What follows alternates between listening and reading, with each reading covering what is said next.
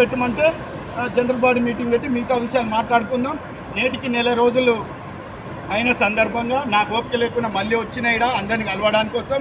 దాని తర్వాత ఆల్రెడీ ఇంకొక వారం 10 రోజులు చూసి డీసీఎం కట్టుకొని రాముల్ నాయక్ సారు మన ఎక్కడైతే హెడ్ ఆఫీస్ ఉందో హెడ్ ఆఫీస్ ముట్టడి కార్యక్రమం కూడా మనం ప్లాన్ చేస్తున్నాం. ఎందుకంటే మనది ఏముందండి, మనం న్యాయమైన పోరాటం ఉన్న మనం భయపడాల్సిన అవసరం లేదు.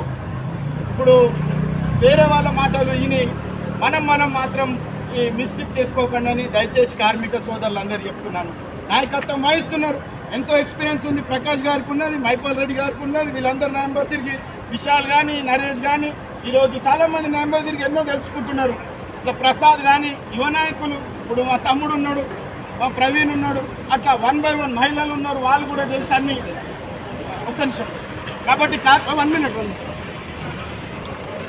minute కార్మిక సోదరులందరూ తెలియజేస్తున్నా, నేను ఏడున్నా నిరంతరం ఈ పేపర్లతోనే పనిచేస్తున్నా నేను.